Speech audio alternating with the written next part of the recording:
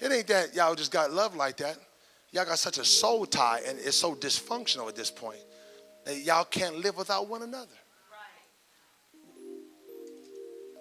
Sometimes that's what it is. I've been there. And you have to unravel.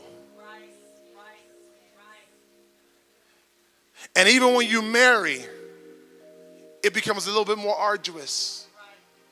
Because now you got to do it in the same environment. You got to do it in the face of everything you don't like. So you got to do it with 24-hour contradiction. And most people don't have that type of prayer life and fight. What's the revelation? If you separate, things will become better. What's the revelation? God says, okay, you need to separate with the intent to get back together. But what's the psychology of separation? What is he after in the separation? That you can find yourself, that you can unravel without the daily contradiction. And that takes strength. Without you getting some new focus that God's sending you someone else.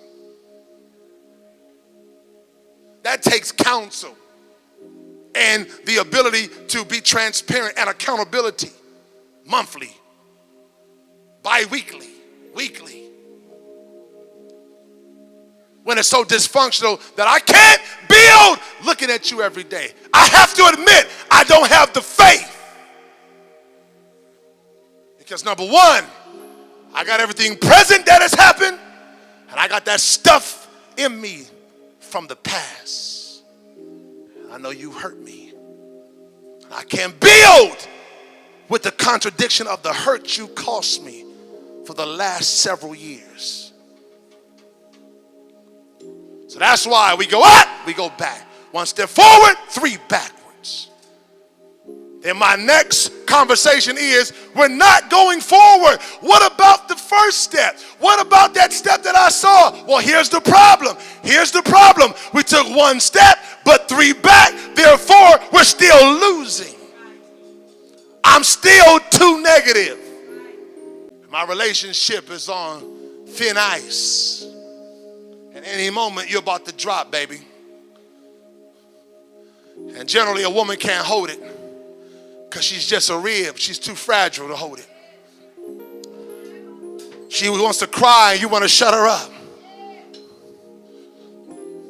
She wants to let it out and say, I can't take it no more. I can't take this no more.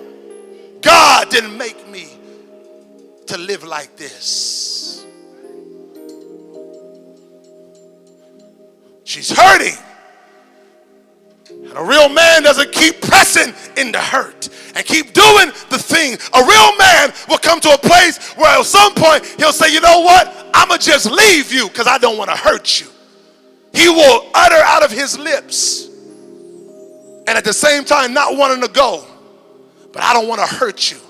And if he had any type of sense, he'll just stop hurting you. And all of this, marriage is designed to cause a person to face themselves. Its uniqueness and its secret, silent things that happen. It eventually begins to challenge every kid inside of every king. It will challenge the girl in the queen.